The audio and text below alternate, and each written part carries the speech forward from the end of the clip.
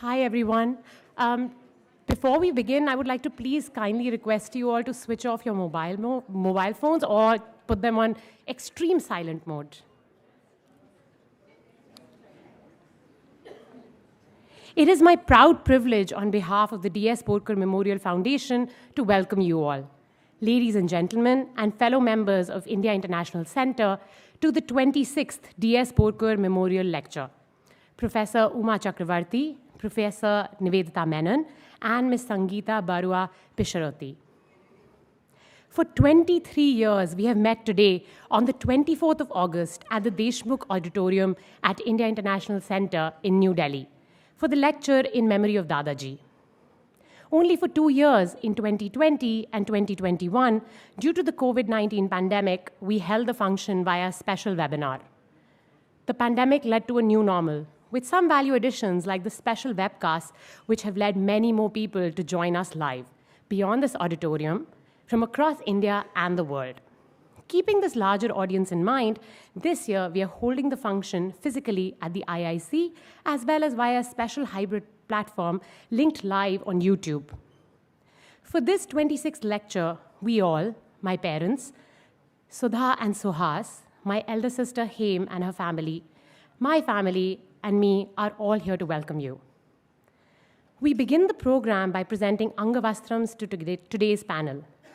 These angavastrams are called Ganga Jamuna and have come from Salem in Tamil Nadu. These Ganga Jamuna angavastrams represent our plural and secular traditions to which our artisans across the country are deeply wedded. May I request the Borker family to present the angavastrams. My mother, Sudha Borker, to present the angavastram to Professor Uma Chakravarti.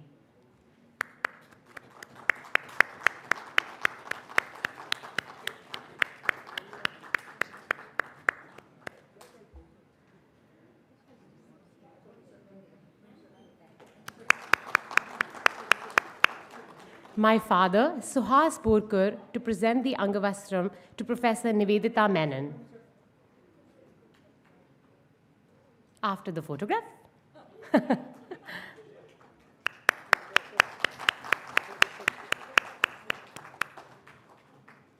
My sister, Hem Borker, to present the angavastram to Ms. Sangeeta Barooah Pisharoty.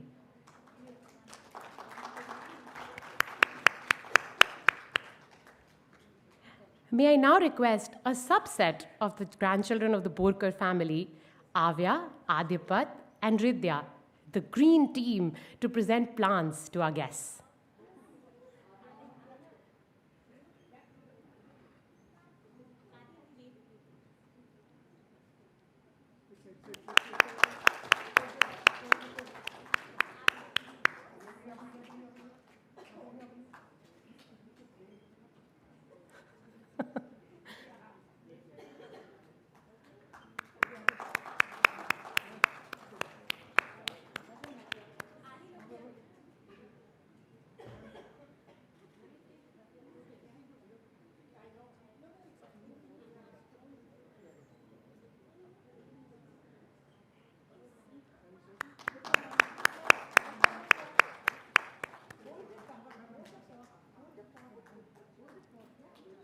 May I request my elder sister, Dr. Hem Borker, to please escort Professor Uma Chakravarti, Professor Nivedita Menon, and Ms. Sangeeta Barooah Pisharoty to the stage, please.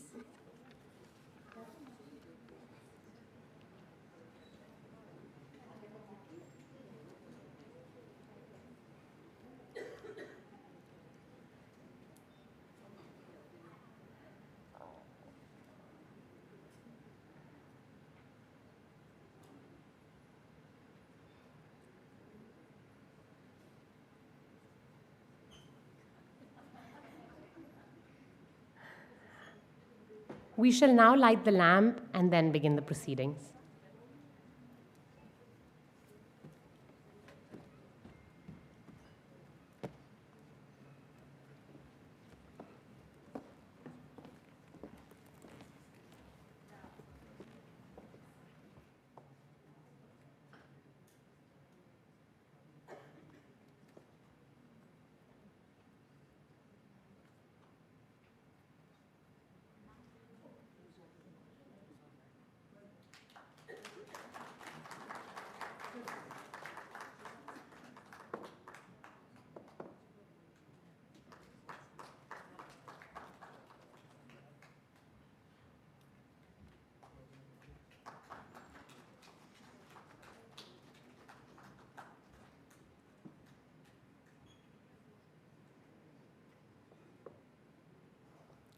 I now have the privileged opportunity to introduce Ms. Sangeeta Barooah Pisharoty.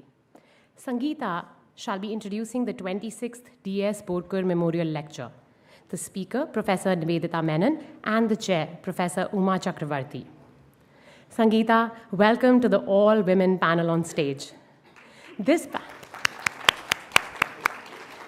panel pleases me the most because today in 2024, we need a vision of India 2047 as seen by a feminist. Not only because of the recent events, but also because men and women who care about gender equality need to be able to imagine a 100-year-old free India that is not just for men, but also for women. On a personal note, I have been working on measuring and eliminating barriers that women face to exercise their economic choices, so I'm extremely excited about today's lecture. Sangeeta Barooah Pisharoty is a journalist and writer and is the National Affairs Editor and the Chief of the National Bureau of The Wire. Aside from writing on national issues, Sangeeta's journalistic interest lies in India's northeast, the region she comes from. Born in Assam, she graduated from Guwahati University in 1995 and soon began her journey in journalism. She was the first woman journalist from the Northeast to be appointed by the news agency, the United News of India, at its New Delhi headquarters.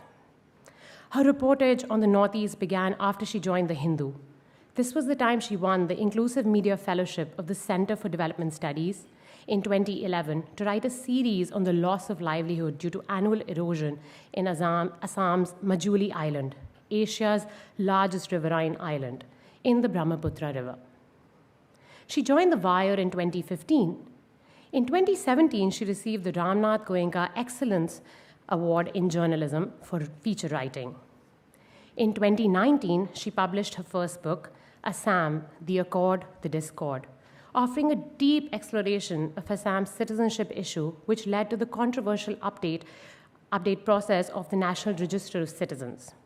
In 2023 came her second book, The Assamese, A Portrait of a Community, a first-of-a-kind collation in English of the history, culture, and identity of people of Assam.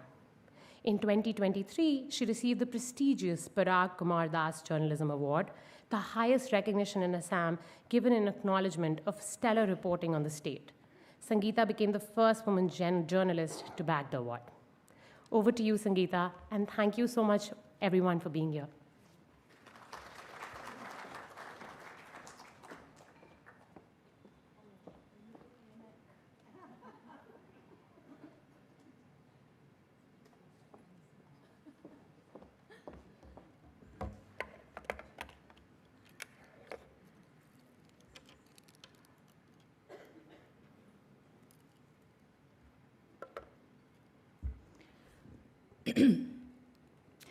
Hello and namaskar, that we are all assembled here this evening only underlines that my vision of India 2047, the D.S. Borker Memorial Lecture Series, is moving relentlessly towards 2047, year after year, and this evening it has reached its 26th edition, which means only 23 years to go to reach 2047, when it would be 100 years of India's independence, when it shall be the 49th lecture in this series. So it's a civil society initiative instituted in 1999. This lecture is held in the memory of D.S. Borker, civil servant and public sector administrator, every August 24th at the Indian International Center, New Delhi. But due to the COVID-19 pandemic, as the physical function at IIC could not be held in 2020 and 2021, the lectures were delivered through special webinars. So thankfully, like the last year, so this year too, the lecture is being held physically at IIC, and of course linked live through a special hybrid platform on the IIC's YouTube channel. DSP, or Nath, to his friends, is remembered as a civil servant, public sector administrator, a strong advocate of physical education for India, a proponent of the idea of play streets, in Indian cities, an out-and-out secular democrat, someone who was always ready to stand up for the poor and the weak. Above all, DSB is remembered as a man known for his human approach and simplicity. So Sri D.S. Borker was, by all accounts, a brilliant civil servant who contributed enormously to public policy and governance during his long stint in public management. The large crowds that this memorial lecture attracts every year are an eloquent testimony to his qualities of head and heart. So born in Bombay on the 17th of August 1911, Borker had his early education in Bombay and thereafter went to England for his further studies. Upon India's independence, DSP joined as the private secretary to N.V. Gadgil, a member of Jawaharlal Nehru's first Union cabinet, and worked with great dedication and sincerity of purpose. I would like to particularly mention here an incident pertaining to the post-partition period when Delhi was still in the throes of communal riots, which was recorded by N.V. Gadgil in his memoirs. So Gadgil wrote, and I quote, "DSP saved the life of Hussain Imam, ex-chairman, Council of State, member of the Constituent Assembly from Bihar, and member of the Working Committee and the Central Parliamentary Board of the All India Muslim League, and a close associate of Muhammad Ali Jinnah. DSP saved the life of Hussain Imam from desperate mobs and personally escorted him to Safdarjung Airport and put him on the plane to Patna on September 8, 1947, at grave risk to his own life. Such was DSP's commitment to values he held dear." Unquote. DSP had varied interest in life, particularly physical education. Many here may know that in 1940, George Allen and Unwin of London had published his book named Physical Education for India. The book is kept in the rare section of the Bodleian Library at the University of Oxford, from where it has been sourced by the family. In that book, he had fervently appealed for creating a physically fitter nation. Through his book and articles in leading newspapers, he also advocated an innovative idea, as I mentioned earlier, play streets, by which he meant that certain streets during specific hours of a day could be closed down for vehicular traffic so that it would enable children to play on the thoroughfares, an experiment which was tried with success in some cities in UK. This scheme mentioned in Borker's book was also appreciated through the editorial columns of the Times of India on May 7, 1940. His contribution in this field brought him honor and recognition. He was India's first delegate to the World Congress of Physical Education held at Stockholm in November 1939, and also received the Ling Gold Medal from the King of Sweden.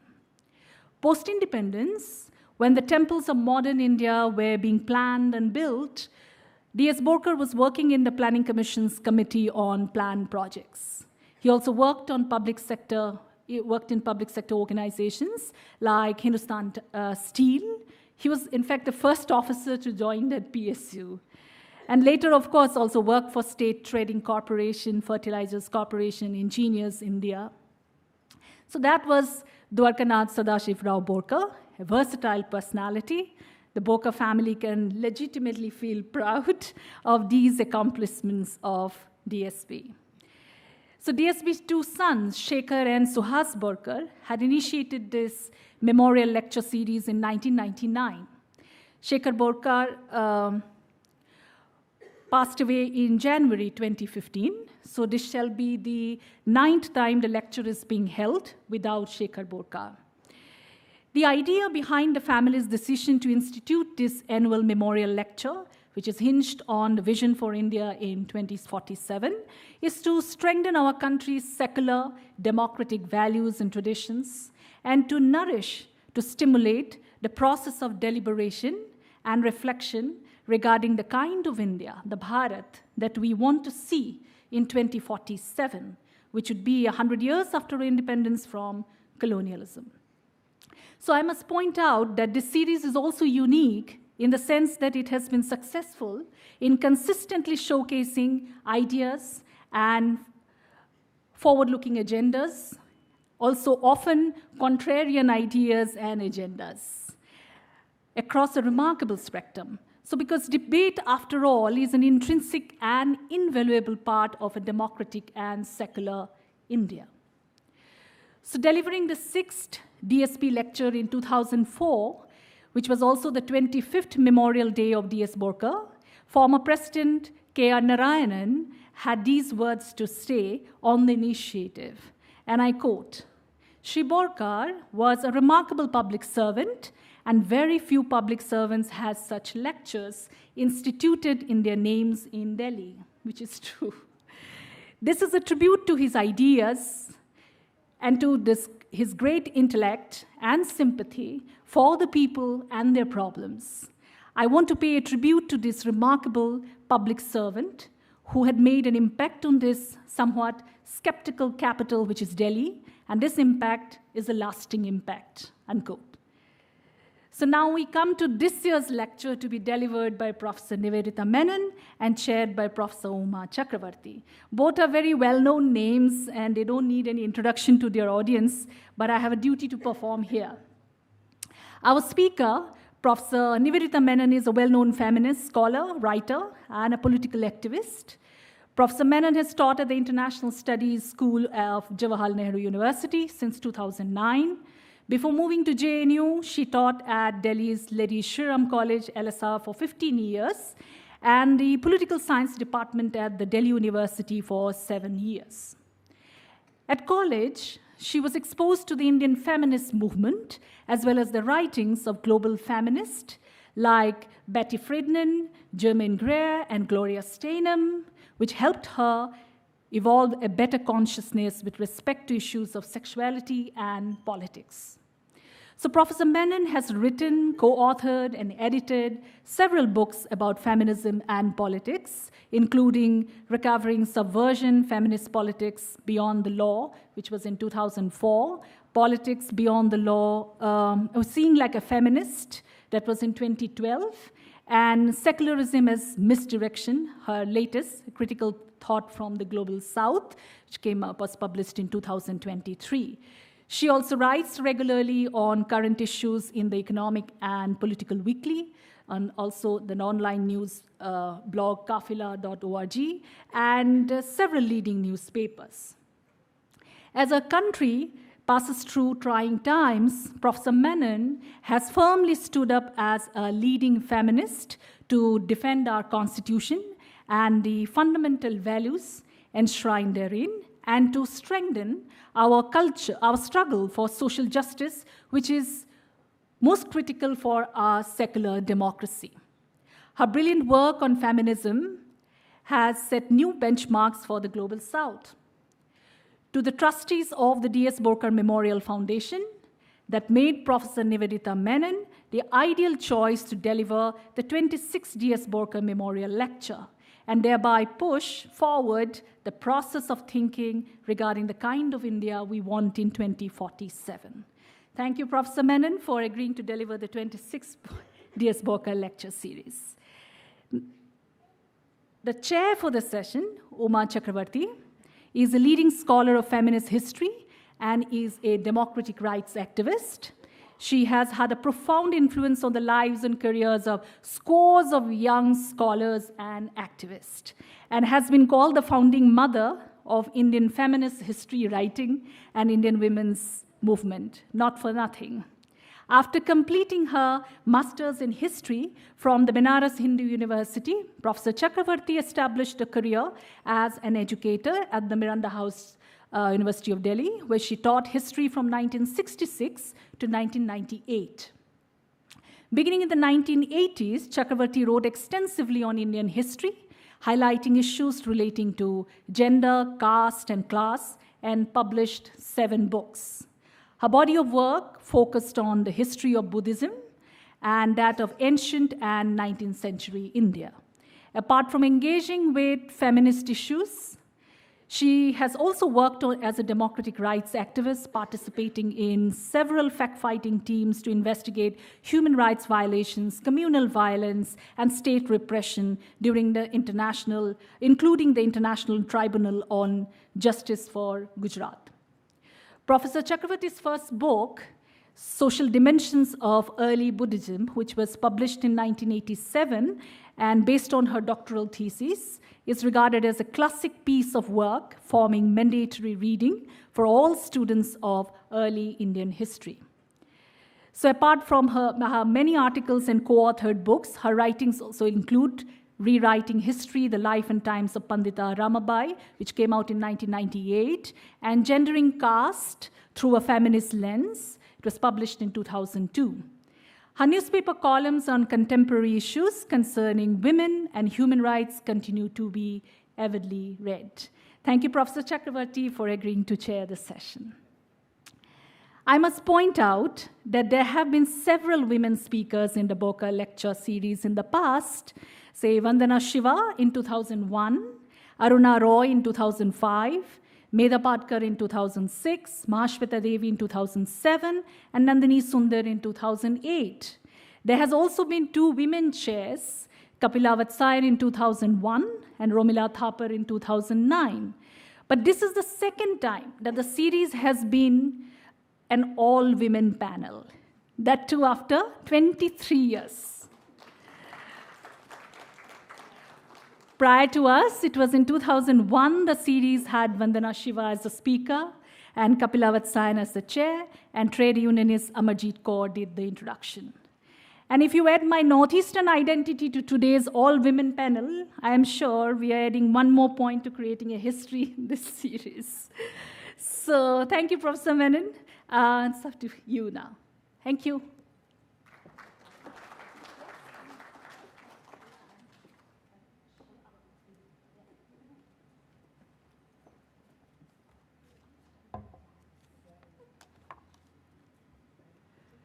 Good evening, and thank you so much for inviting me to deliver the 26th D.S. Borker Memorial Lecture.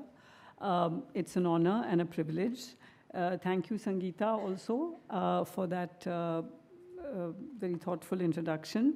And I do want to add that while Germaine Greer and Betty Friedan may have been among the first books I read, the formative feminist influence in my thinking has been Uma Chakravarti's Beyond the Altacarian Paradigm. I'm very, very grateful that she agreed to chair, and it's an amazing opportunity to have to be on this panel. It did strike me, the title, as you know, is the same over the years, My Vision of India 2047. And it strikes me that 26 years ago, when this series began, 2047 was almost half a century away. And the distinguished speakers who delivered this lecture in the early decades had the luxury to imagine futures unfolding into an emancipatory horizon. We stand now at a point where 2047 is just about 2 decades away, and any realistic vision would be limited by the cruel constraints of time. But what if we refuse to abide by practical constraints, and like the French students of 1968 declare, be realistic, demand the impossible? This was a slogan Professor Randhir Singh loved to quote, a professor whom I admired greatly and who I respect enormously. And in that proud tradition of professors who repeat their favorite stories multiple times ad nauseum, let me begin with an apocryphal story about Picasso, which is my favorite. Apologies to all those who have heard it before. Even more sincere apologies to those who have heard it before multiple times from me. Nevertheless, I will proceed on the calm assumption that at least one person present here has not heard it before, and the rest will be too polite to protest vociferously. So the story is that Picasso was approached, it's an apocryphal story, obviously. Picasso was approached by a devoted husband who wished him to paint his wife's portrait. He went with his wife. The wife had a couple of sittings. Picasso did some sketches and said, come back after 2 weeks for the painting. When The painting was ready. Picasso went by himself, the husband, went by himself to Picasso's studio to pick up the painting and was, of course, horrified to find a cubist representation, 3 fish, 2 bicycles, something.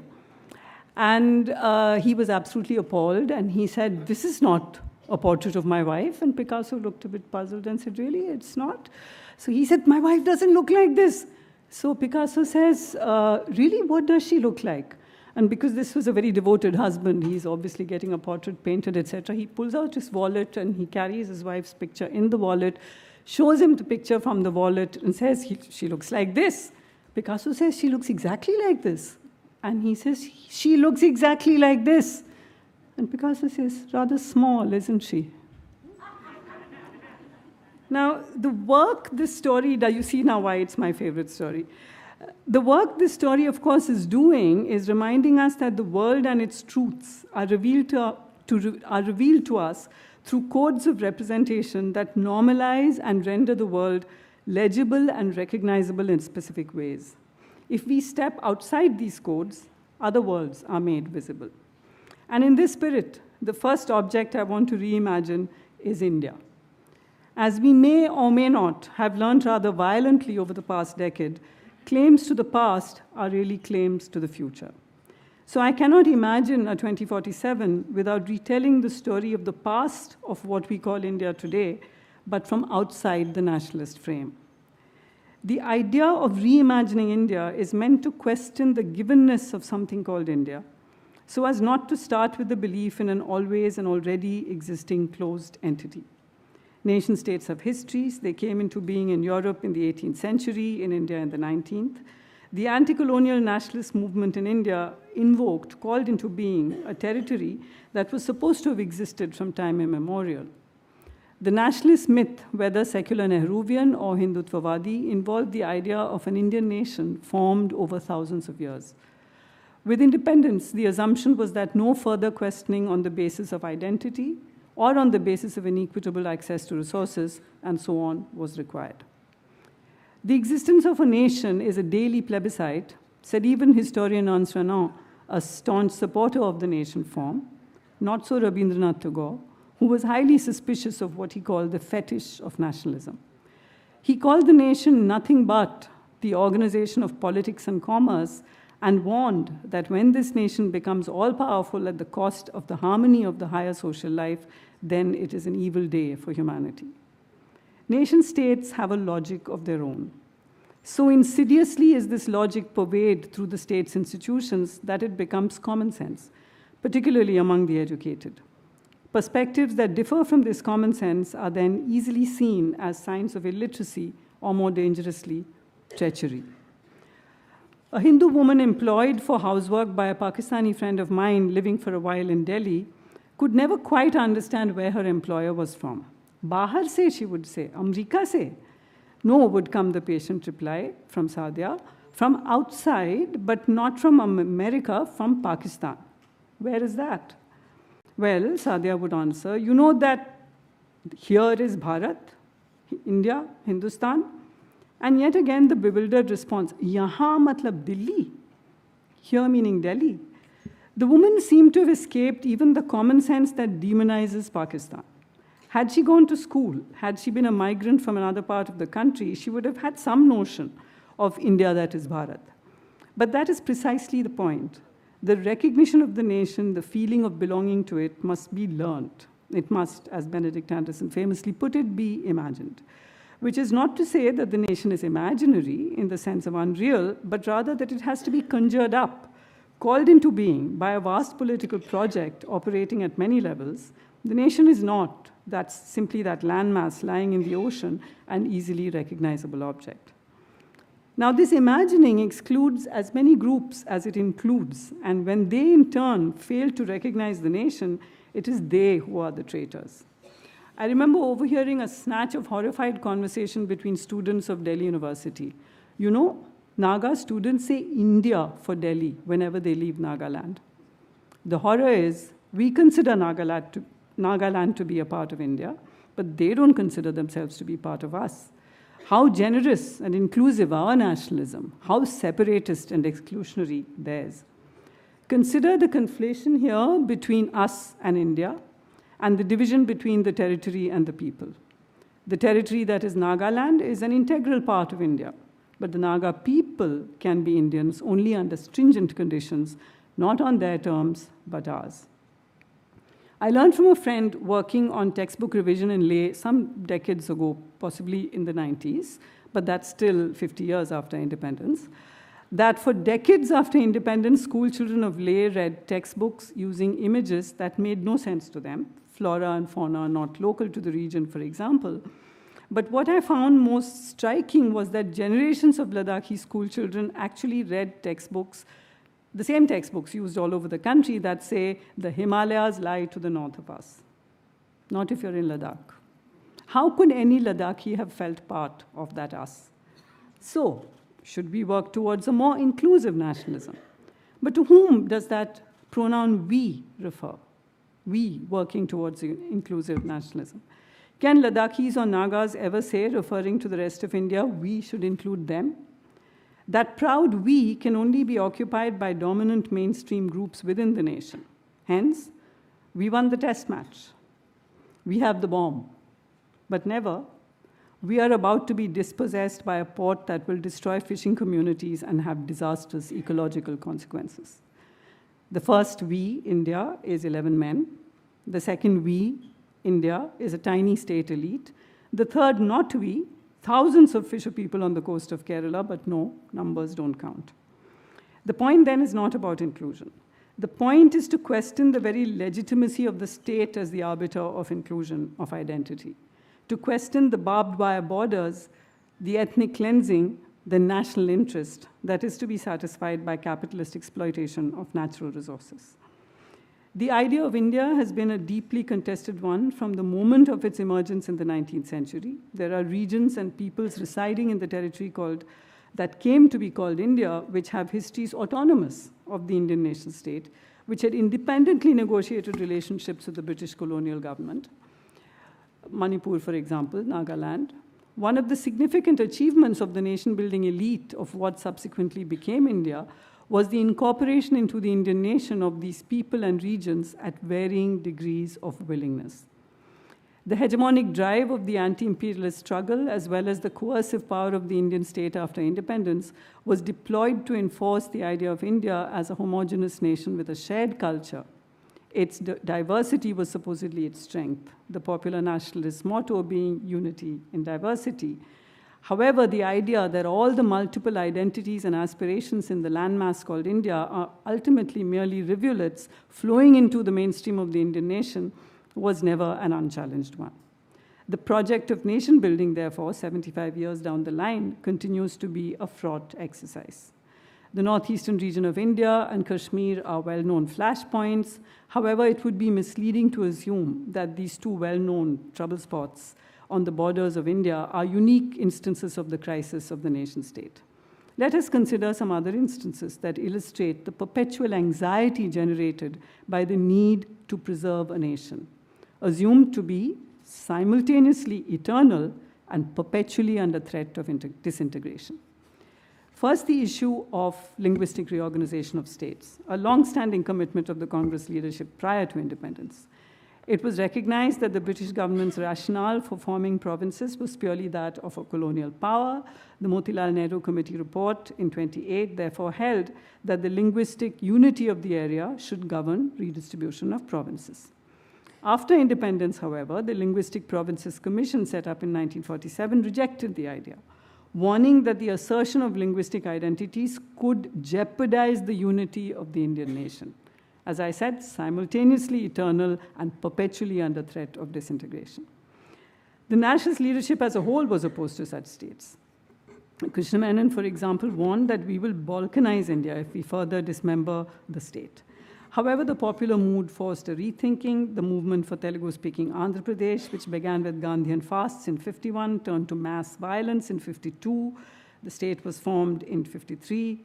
Other movements for language-based states developed, mobilizing all the passion and emotiveness associated with nationalist sentiments. The fear of the nationalist leadership at the center that linguistic provinces would have a sub-national bias as they called it, that could strain a nation still in its infancy, was apparently well-founded. Nevertheless, the mass base these sentiments drew had the backing of regional leaders, and finally the States Reorganization Act of '56 created language-based states, and as you know, there have been other new states created under pressure from mass movements.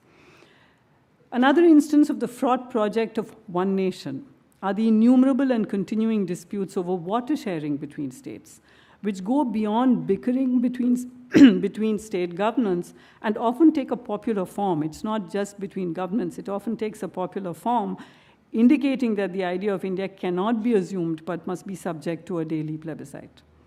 One instance is the Kaveri water dispute between Tamil Nadu and Karnataka, resulting often in rioting and violence on the streets. The Karnataka government refused to abide by the Supreme Court directive in 2002 to release water to Tamil Nadu. Another ongoing dispute is between Kerala and Tamil Nadu over the Mullaperiyar Dam on the Periyar River. So the interesting thing about this Mullaperiyar Dam is that the dispute arises from an agreement between the British government of Madras Presidency, now Tamil Nadu, and the princely state of Travancore, now part of Kerala. Significantly, the opposition of the Kerala government to Tamil Nadu's right to Periyar waters is sometimes expressed in the language of independent nation states. That the colonial government had arm-twisted Travancore into an agreement that was disadvantageous to it, and that today Kerala should consider its own interests first. Of course, river sharing can be carried out cooperatively, and there are innumerable instances of this too, but all such agreements tend to have local interests at the core, not those of a large abstract identity or entity called India. The state of Tamil Nadu and its politics offers another fascinating example of the complex relationship to India that most of its constituents have. The anti-Brahmin Dravidian movement, that is the overwhelming political force in the state, was flamboyantly secessionist up to the 60s, when the threat of being banned under Nehru's legislation of 1963 made many of the parties modulate their demand. Over the decades, however, the politics of the state has continued to assert Tamil cultural naturalism and to organize militantly against the imposition of Hindi. The politics of a pan-Tamil identity plays out in links with Sri Lanka's liberation tigers of Tamil Eelam. Paradoxically, at the same time, Tamil Nadu in many ways by the 1990s seemed to have entered the national mainstream, and the DMK and the AIDMK have been decisive at the center in the era of coalition governments, and as parties representing OBCs in a post-Mandal age see themselves as participating in a nationwide community of assertive backward castes. So what I'm saying is that there are several simultaneous levels at which non-, sub-, and cross-national identities manifest themselves.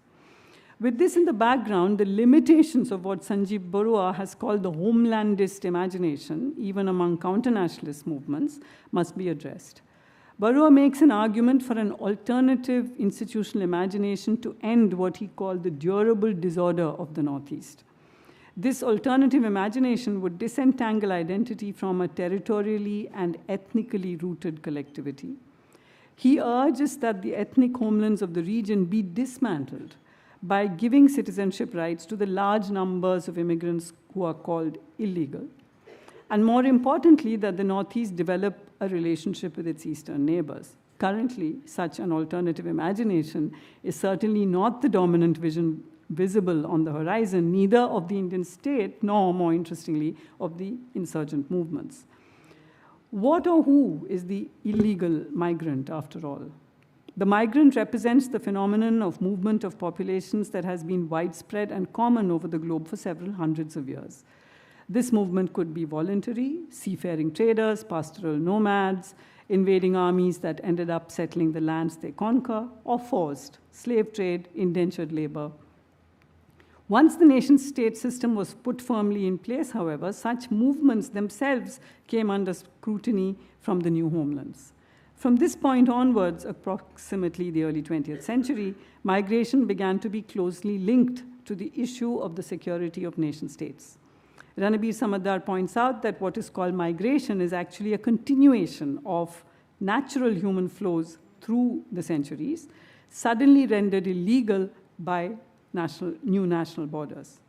What now require to be called new rights, he says, such as the right to move across national borders for trade, work, or grazing of animals, are not new privileges, but simply the re-legitimation of old practices. Mahmood Mamdani argues, contrary to nationalist wisdom, that cultural communities rooted in a common past do not necessarily have a common future. Political communities, therefore, he says, should be defined not by a common past, but by the resolve to forge a common future under a single political roof. He believes, therefore, that citizens' rights should be attached to place of labor, not birth. One is reminded of Rahat Indori's stirring words, "Sabhi ka khoon shamil hai is mitti mein," and I don't read that as he's saying that the khoon is the khoon of martyrdom. It's not the blood of martyrdom, it's the khoon pasina ka khoon. It's the labor which people have put into it that makes it hamari mitti. In short, we need to escape the homelandist imaginations that restrict our ethical horizons. When it comes to capitalist development that the Indian state has undertaken since independence, there's a long history to struggles, especially of tribal peoples, against being dispossessed by the state going back to the colonial period. But there is one crucial difference. All struggles from the late 19th century to 1947 that survive in memory today do so by being accommodated into the history of anti-imperialist struggle, tucked away cozily, as it were, into a pleat of Mother India's sari. With the coming of independence, however, any such assertion is instantly transformed into an anti-national act. The overwhelming legitimacy of the anti-imperialist struggle and of the newborn nation state was successful in deleting from history all the thousands of people displaced by big dams and thermal power projects. Increasingly, however, in recent times, the dispossessed have shown a marked aversion to going quietly into oblivion. There have been organized and increasingly militant struggles of varying degrees of efficacy all over the country, from Kudangulam against the nuclear power plant, farmers in Punjab, Haryana, and Bengal. We know about the decades-old movement of the Dongria Codes against mining in the Niyamgiri Hills, successfully resulting in a directive by the Supreme Court to conduct an environmental referendum in which the tribal councils voted to stop the mining company Vedanta from carrying out its mining activities. Now, with this in mind, let me place before you 4 alternative ideas that could shape our collective future. Remembering always, be practical, demand the impossible. The 4 alternative ideas are a feminist refashioning of what is understood to be the public domain, 2, refusing the idea of Hindus as a permanent majority, 3, the post-national as an ethical horizon, and 4, degrowth as an economic and socio-political goal. First, a feminist framing of society, politics, and economy. To begin with, we need to recognize that sexual division of labor, which undergirds the economy, is as much of a compulsory and violently enforced institution as caste is. It's not optional, not voluntarily chosen. Women who refuse to perform this labor are controlled very strictly by families and society and are often physically coerced into adhering to the norms. This compulsory institution ensures unpaid labor that reproduces labor power, and all women are affected in their public roles by this to some extent. If they are higher up in the class ladder, they are affected by it to a lesser extent than women who belong to the lower rungs of class, but they are all affected. We are all affected. So how to address this situation? Firstly, we need to recognize the sexual division of labor as a violent and compulsory institution, for one can only dismantle something once it is recognized for what it is. We need to work towards social and state and employers' responsibility for domestic labor so that it is not a privatized, individualized responsibility as it is today. There should be childcare facilities at all workplaces. In other words, socializing of both domestic labor and childcare through community kitchens, shared work of cleaning, etc., should be treated as a social and public responsibility. So I'm going beyond saying men should do some housework. This is a social and public responsibility. Such a compulsion can also generate a kind of ripple effect of employment, so we don't just have to be ethical about it. There can be an instrumental reason why we might want to do this, because there will be women and perhaps men, depending on the comfort level of parents, employed at childcare facilities. The children of those women who are running the childcare facilities or doing the work in the childcare facilities should also have a place in those facilities. This should be something like a common minimum program for all political interests across the board. This means we would be talking about a world in which domestic labor is recognized as something that is foundational to the functioning of the economy. Second, sexual violence and sexual harassment. Here the emphasis has to be on freedom, not surveillance and protection. So state-run public transport, which should be ideally free, but at least cheap, it should be publicly funded, cover all parts of a city or town, be available for 24 hours. One of the things that feminists have been arguing for a very long time is that sexual harassment in public places is reduced when more women are on the roads at all times, in public spaces or roads. Increased accessibility of public transport will have some repercussions for environmental pollution, but overall, I think it would be a good move in more than one direction. And by reducing private transport usage has implications for reduction of pollution as well. In this new world, we aspire to create systems in which those of any gender who face sexual violence are taken seriously and are supported. What we need from the law is not more draconian punishment, but fair, time-bound procedures and the certainty of punishment. We need to think in terms of building joyous public spaces where people who are usually on the margins due to social identity or physical disability can freely enter. Freedom, not protection, solidarity, not surveillance, to join in the slogan of the Kolkata Reclaim the Night campaign and remembering the young doctor who gave her life recently in a brutal rape and murder. Thirdly, sexuality and the family. Gender justice in the household and value and support for all kinds of intimate relations, not just the compulsory heterosexual nuclear marriage system, but all forms of ways in which human beings want to live in intimacy with one another, support one another, all forms of family, all kinds of gender identities, all kinds of sexual orientation, sexual desires, all of these. The overarching and very violent institution of compulsory marriage is something we definitely need to challenge, because it's not just compulsory heterosexuality here, possibly globally, it's compulsory marriage. Marriage can always be reconstituted, and there are people who will continue to want to enter into marriage, so I'm not saying abolish marriage, we can consider that. But if the institution exists, everybody should have the right to enter into it, not only heterosexual people. And it must be based on a mutual contract between adults, not between families, as is the case now. So that was Feminist India 2047. Second, refusing the now commonplace assertion of India as a Hindu majority country, especially now during this ascendant phase of Hindu supremacism. I think the time is long past when we could call it communalism. This is a phase of Hindu supremacism, let's call it what it is, because communalism implies a kind of mutuality and equality of communities. There's no such thing now. The 21st century is Ambedkarite, I'm convinced.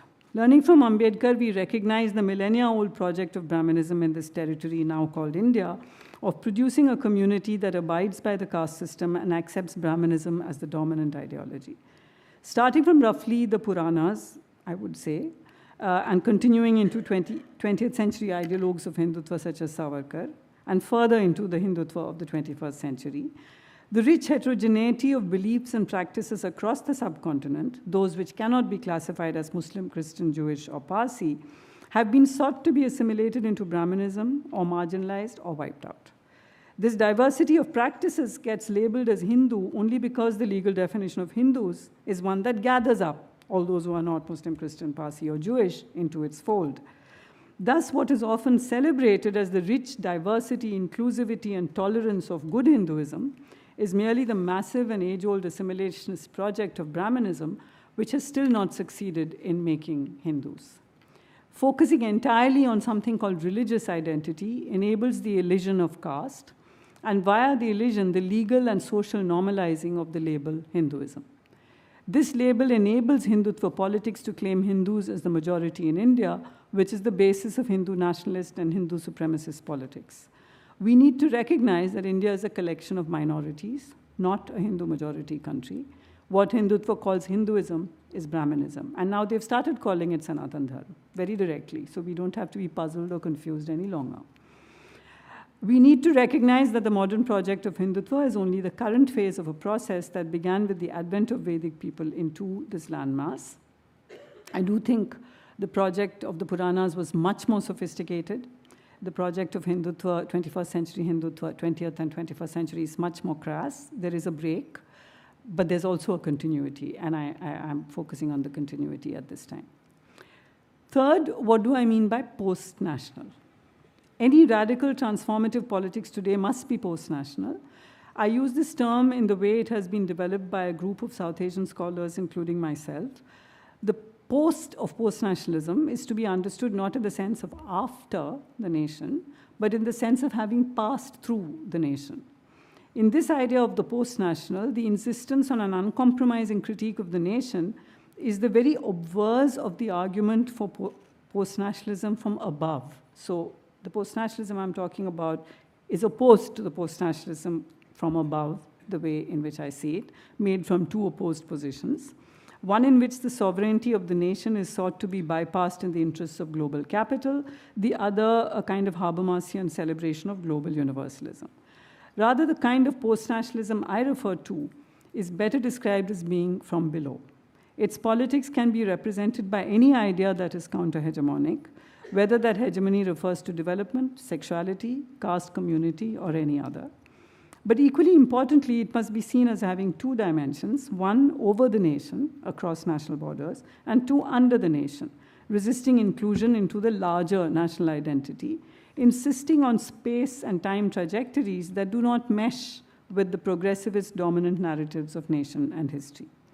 The first dimension is easier in a sense to recognize as a subversive strategy, for it begins with the assumption of existing nations, which it then interrogates. This can include cross-border solidarities of feminist, anti-nuclear and peace movements, labor movements. It is reflected in the surprising chant in mass protests for democracy by students in Pakistan recently, reaching across the border to pro-democracy students in Bangladesh. Tumi ke, ami ke, Bangladesh, Bangladesh was the chant. Pakistani students in solidarity with Bangladeshi students, new generations on both sides of a contentious and bloody history, building solidarities. The other dimension of post-national politics under the nation is less obvious as a strategy because it does not assume the prior existence of the nation. More significantly, its subversive edge may lie in the exact opposite of what animates the politics of over the nation, that is the strategy of exit and movement across borders. The interrogation of the nation from under may involve rather the refusal to move, as, for example, in struggles against big dams or mining operations that involve massive relocation of populations.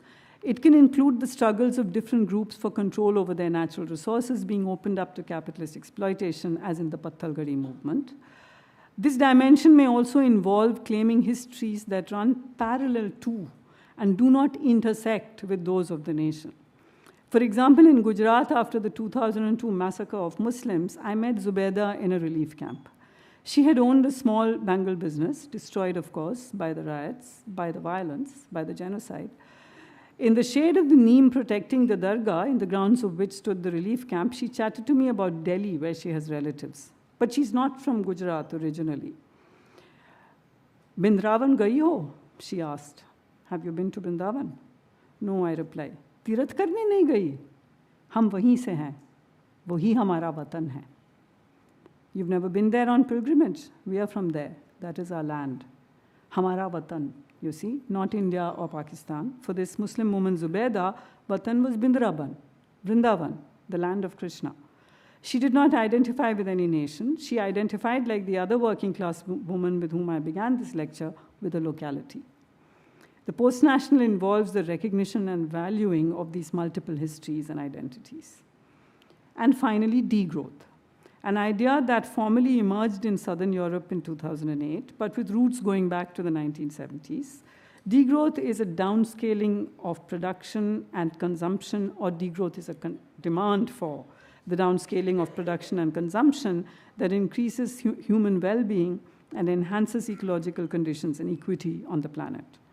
In other words, economic activity must not exceed the carrying capacity of the planet, and it should promote human well-being, not the avaricious pursuit of wealth. Obviously, this would have a specific meaning in the context of the global north, quite different from how it would play out in the global south. But we do need to remember that there are extremely poor people in the north, and extremely wealthy people in the South. The importance of the idea of degrowth is that it delegitimizes the idea of natural and endless growth subscribed to, even in the South, not only by elites, but even by the left. The idea of degrowth is thus radically anti-systemic. Degrowth feminists have issued a statement calling for a recognition of care work as work and an end to what they call the subalternization of reproduction in service to the realm of production. They argue that the social organization of labor and care work needs to be democratically rebuilt. And above all, our economies that are in the grips of the growth paradigm founded in heteropatriarchal capitalist principles, as they put it, must be led towards emancipation. The feminist degrowth response is one within an efflorescence of thinking around this core feminist idea of the value and marginalization of care work. Any attempt to deal with the ecological crisis only in centralized ways at the level of nation states is bound to fail. Equally important are the secession into decentralized but interconnected local ways of life, a replenishing of the commons, and absolute rejection of the idea of growth. Such a retreat might require state facilitation, at least for a start. That would not be a passive apolitical act, but rather a deeply political blowback against the continuing violence of corporate capital and the state systems that sustain it.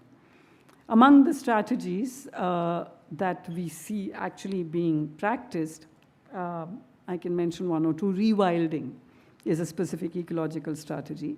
But I want to use the term also as a metaphor for a conscious political retreat from something called civilization, which is usually counterposed to something called wildness. Rewilding can be of many kinds, which I won't go into, but for example, Pradeep Kishan is someone who practices rewilding in India. He calls it a form of small-scale ecological restoration. Contesting the idea of compensatory afforestation, that is rejecting that such a thing is possible, compensatory afforestation, which is basically you chop down trees and plant others. He says, and I quote Pradeep Krishan, "An old forest is a whole lot more than the sum of its trees.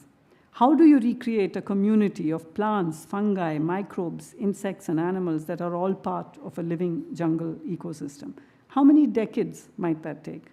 How do you call into being a soil teeming with microorganisms and mycorrhiza that inhabit the humus that has taken 30,000 years to build up?" This is Pradeep Krishan. Rewilding initiatives are happening in various parts of India, some initiated by middle-class people with an ecological vision, the cultural capital to embody it, and the capacity to attract funding. But these facts do not necessarily delegitimize what they're achieving. Most such initiatives do involve local communities in the process, people who do not otherwise find a voice or the space to act. Alongside these, though, we must take on board living Adivasi and global indigenous peoples' practices that preserve the biodiversity threatened and often destroyed by predatory capital in partnership with the state. Linked to this is another idea, the idea of food sovereignty, which is a radical alternative to food security, which refers only to the availability of food. Food sovereignty, on the other hand, as defined by the Nileni Declaration of 2007, is the right of peoples to healthy and culturally appropriate food produced through ecologically sound and sustainable methods, and their right to define their own food and agricultural systems. It puts the aspirations and needs of those who produce, distribute, and consume food at the heart of food systems and policies, rather than the demands of markets and corporations. At the University of Witwatersrand, in the heart of Johannesburg, there's an initiative by faculty and students to, instead of decorative flowers and plants of that sort, planting food and fruit trees and making the campus a space where there would be zero hunger, where students can grow their food, pick it up, cook it. This is actually happening in Wits University as we speak in the 21st century. It's possible. These are, of course, the project then kind of collapsed during COVID, but it's being built up again. The idea is that Wits should be a zero waste and a zero hunger campus.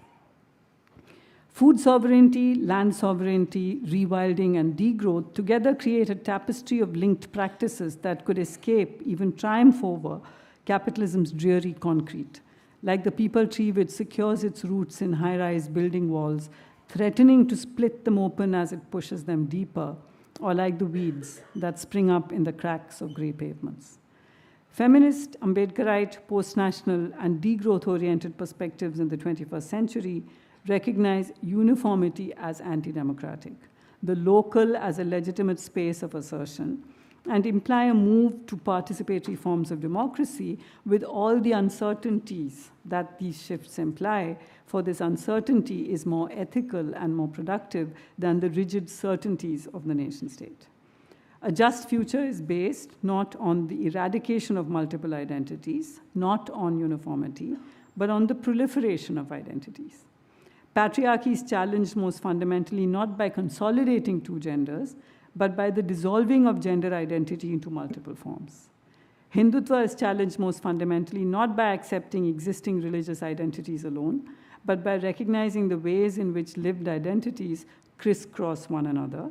For example, just recently I read, this is just one example, I read about how Muharram is a festival celebrated by everybody in North Karnataka, both Hindus and Muslims, for over 4 generations because of a guru whom they all accept. So once we need to challenge Hindutva by recognizing the ways in which lived identities crisscross one another, but also the ways in which the claim to a permanent Hindu majority are challenged by Dalit Bahujan thought and life worlds. To return to Picasso's question in conclusion, I see that question as the entry of something like the outside into a settled world, destabilizing its codes of meaning, common sense, and order. This idea of the outside is inspired both by J.K. Graham Gibson's feminist work, which rejects capitalocentric frameworks that refuse to see there is a lived outside to capitalism, and by the idea of border thinking first used by Gloria Anzaldúa and subsequently developed by decolonial thinkers, most prominently Walter Mignolo. As Mignolo puts it, border thinking implies dwelling in the border, not crossing borders. Decolonial border thinking, says Mignolo, involves epistemic disobedience towards normative Eurocentric frames of knowledge. I would use the idea of the outside to indicate multiple and shifting borders even inside decolonial thinking. This is the heterogeneity that democracy needs to value.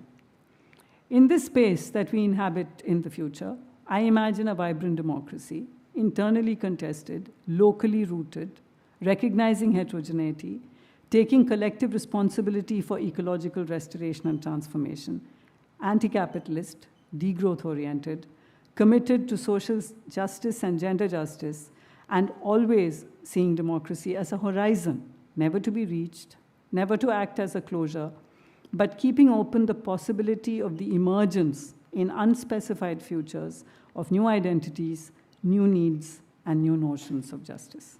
Thank you.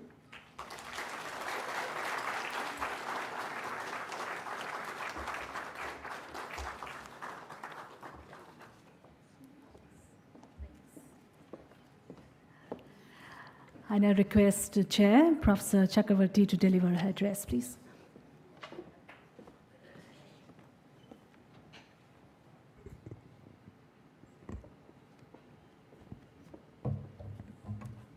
आपने देख लिया कि हम गिट्टू हैं,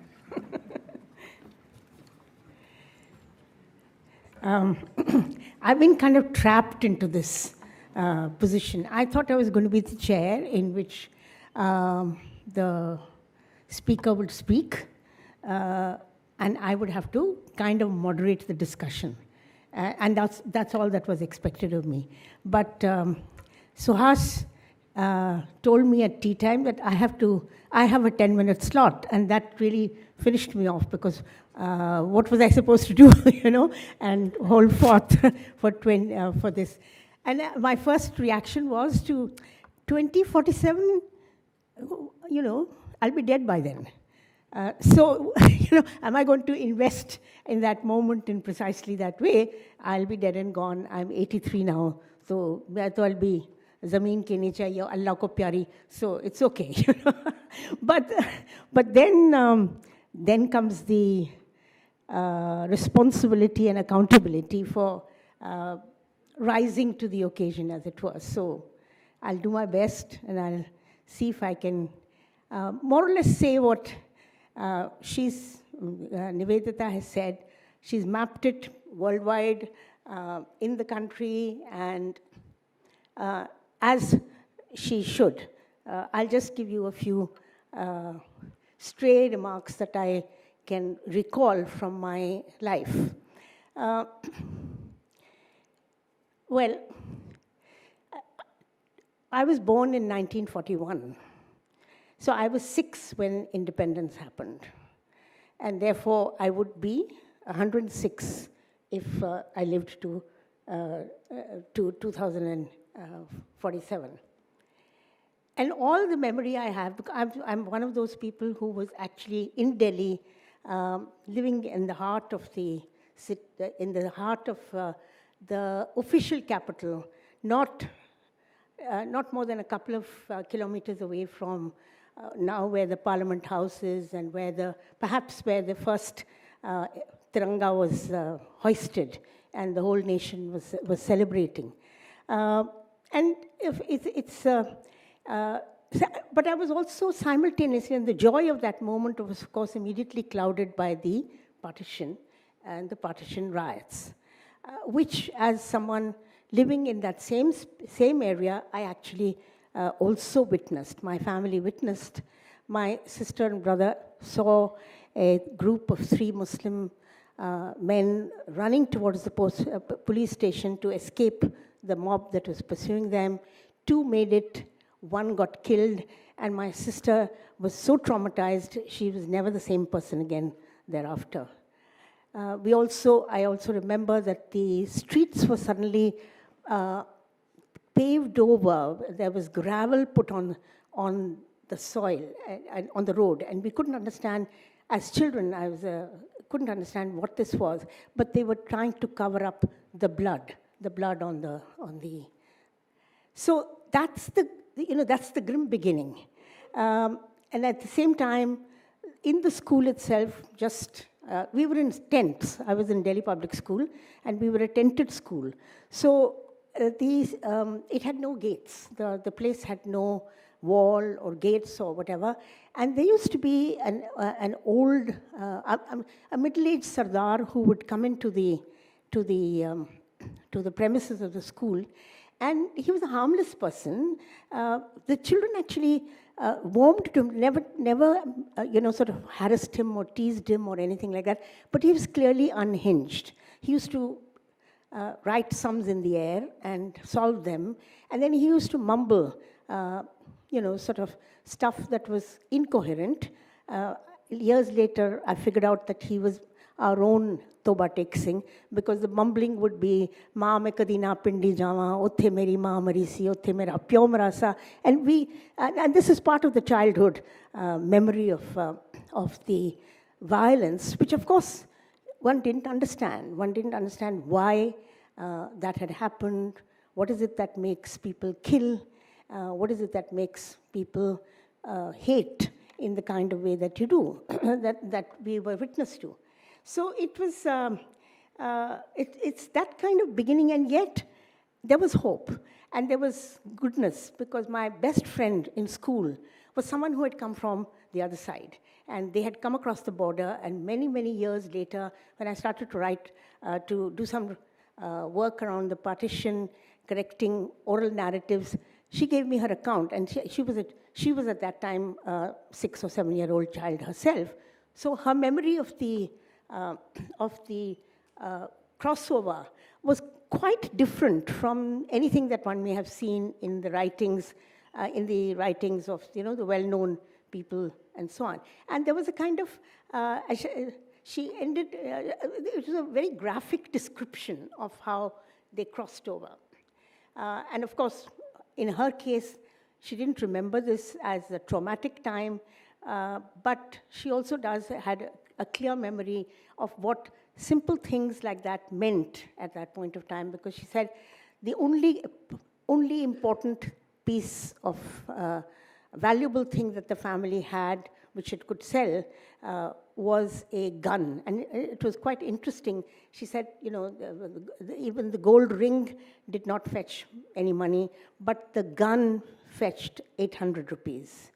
And it was quite traumatic to think about that, because you knew and the father had a lot of anxiety about selling that, because he knew that it would be used against the other community. So that's what it meant. And, it was very horrible to think about that. But he said, it's to feed my children, so it's okay, I mean, that's the kind of life that's the kind of moment that partition was.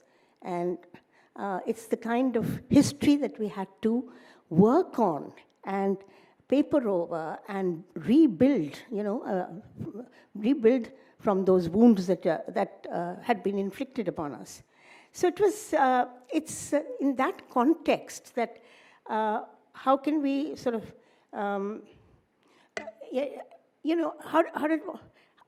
I sometimes think, how did I become not only a feminist activist, but also a democratic rights activist? Because at the end of the day, you can't, and I often say that, you go to the democratic rights meetings and then hold forth and insist on gender being an axis, and you go to the women's meetings and then you hold forth on class and caste as also being important. That's our, the double location, that you have 1 foot here and 1 foot there. And it's one of the things that we carry in our lives. And then right here in Delhi, as you all remember, 1984 happened. And once more, a community was targeted, and the cry at that time was, "Humko apne watan ke logon ne hi mara." And what does that mean, when your own people kill you? And I think that can be said for every community that at this point of time is actually having to face the brunt of violence and hatred from others, whether it's in the Northeast, whether it is in, whether it is in Gujarat, where it is. It's apne watan ke logon ne hi humko target kiya, humko mara. So that's the kind of sort of context. But yet, as democratic rights activists, we also did what was required at that point of time. And so we produced Who Are the Guilty? My PUDR and PUCL together produced Who Are the Guilty, and then actually indicated that it was not in some ways a communal riot, much more a state-backed violence. Even that information, to my mind, was in some way, it was chastening, but it was also, in one sense, it was better than seeing what we saw in 2002 when, as fact finder, we saw in Bhagalpur, where, the kind of violence that had been sedimented and put into place led us to confront the massiveness of the way in which hatred was being generated and being stoked and being kept alive. Because Ujjwal is here, he'll remember, we went to many villages. And the most shocking thing that we came across was the village Logai, in which we were told that the Muslims had been killed. Their bodies had been dumped first in a well, then fished out of there because the well rose, then fished out from there, and then put into a pokhar. That too became sort of, polluted. And finally, they plowed a field, buried the bodies there, and grew gobi over it. They grew cauliflower over it.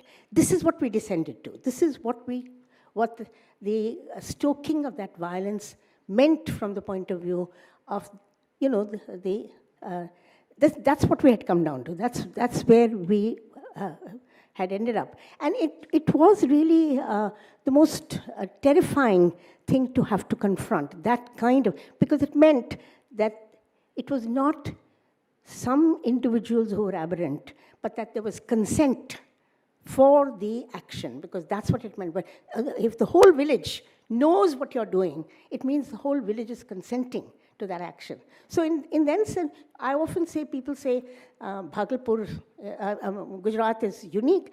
Bhagalpur was the actual, what would you call it, dress rehearsal for Gujarat. Gujarat, what happened in Gujarat was in some ways the completion of the project that had been generated over there. And I mean, again, you know, the most terrible thing for me, I'd always wanted to go to Gujarat to see the stepwells, to see Modhera, the Sun Temple. I wanted to take my students over there. And I never made it, and I only went as a fact finder. At the end, you go to Gujarat and you go to these terrible circumstances in which you see hundreds and thousands of people in the camps, you see whatever, and then as part of the jury in the IIGJ, you heard the testimonies of people. So it's like each of these was a setback, and the kind of, and then, you know, today we are horrified with the sexual violence, and we should be so, there's no doubt about it. But let's also see the structured way in which sexual violence has been built into some of the hatred that has been demonstrated, including in very recently in Manipur.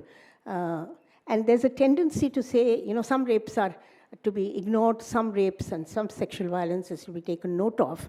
But that's not how it is as far as we are concerned, as far as feminists and humanists and democratic rights activists are concerned. So it's a time in which one is having to confront stoked, created passions around certain phenomenon. And that's what we saw perhaps culminating in what for us was a hopeful sign when the CAA demonstrations happened, and they were happening here all over the country, but they were happening right here in Delhi. And I was confronted with my own history because there we were demonstrating, sitting with the women who sat there, and I met Bilkis Dadi. Bilkis Dadi is roughly the same age as me, as I discovered. And she said to me, I can trace my ancestors for 7 generations before me, but I don't have a piece of paper. And then I said to her, I also don't have a piece of paper. But even as I said it means something else for her, and it means something else for me. Because my loyalty will not be questioned, hers will. And the difference that had been brought into the similar situation was so striking and so horrendous to confront that it's not been. And I can't help not, it is the overriding thing in my head, is what has happened, the number of people who were picked up and put in jail, young women who demonstrated, still in jail. Gulfishan is going to have a third set of, she's got to testify, her case will be now heard by a third bench. I mean, 2 benches have already addressed the issue, but there's a third bench that is going to address her, and she sits in jail. And what? She's got UAPO on her, you've got every terrible piece of thing that you've got over there. So how does one feel? How does one feel at this point of time? How do I think of, 2047? I'll just end with an account that I'd like to give you.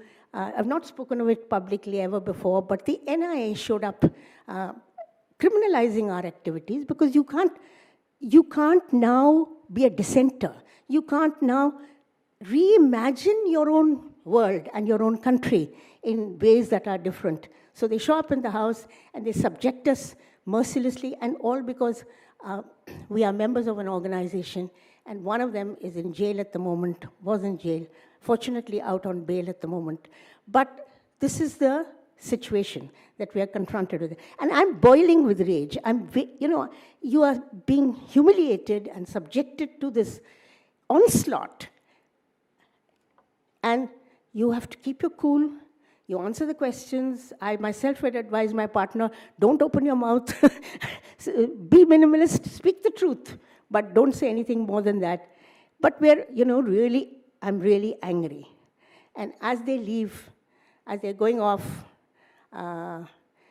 suddenly something happens to me and I stopped them. I said, जाते जाते मेरी भी एक बात सुनते हुए जाइए. तो खड़े हो गए गेट हमारे दरवाजे पर. And I said, मैं पैदा हुई थी 41 में. पहली बार वो झंडा तिरंगा that they are all, you know, now saying हर घर में तिरंगा, हर घर में, वो तिरंगा मेरे सामने उसको उड़ाया था. I saw it flying for the first time. Mahatma Gandhi की जब हत्या हुई, उनके फ्यूनरल में मैं थी. मैं 6 साल की बच्ची थी. मेरे बाप ने मुझको उठा करके मेरे को एक कार पे खड़ा के बिठाया. And I saw the funeral. And these guys, they are asking me these questions. I said, मेरे भी कुछ सपने हैं इस देश के लिए. They looked a bit shocked. They said, acha. And then they left. But this is it. Who is, you know, who are we? Who do we stand for? How will I say, sit here and breathe easy? 47 for me, 2047 will mean that everyone has food, everyone has schooling, everyone has an equal opportunity in life, and we have a secular humanist society. It doesn't matter what religion you follow, but you must have secular humanism, and there should be nobody who has to go to jail for their political opinions. That's the 47 that I would be looking for.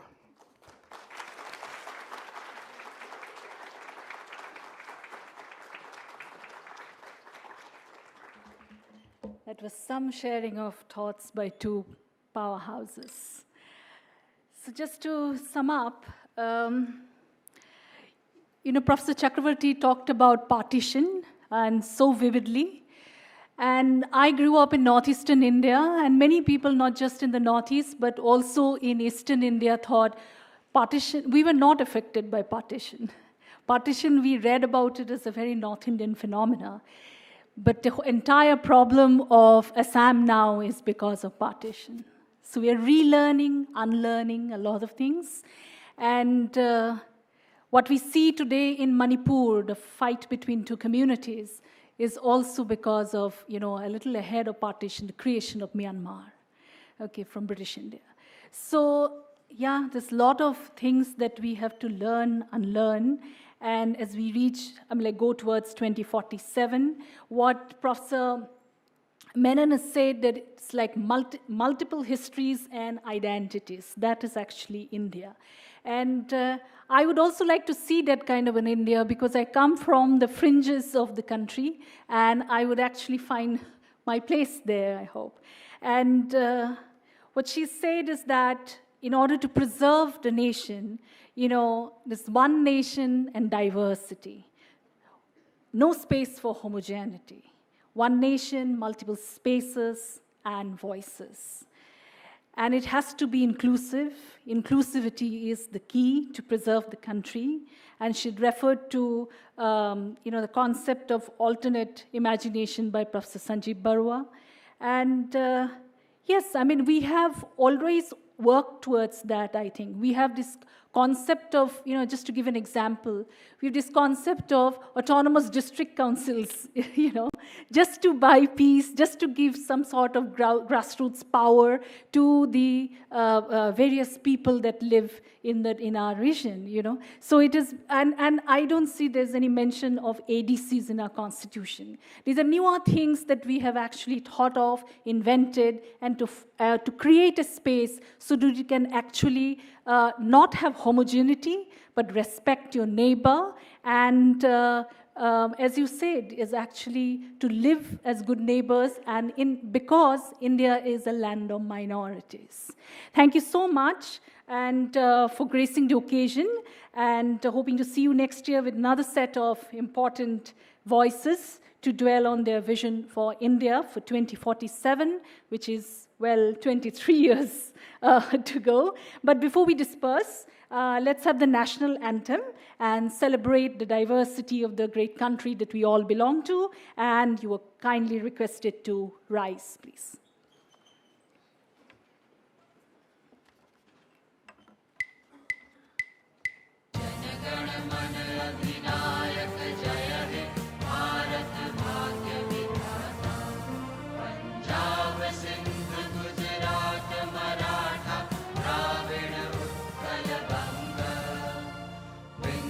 Himachal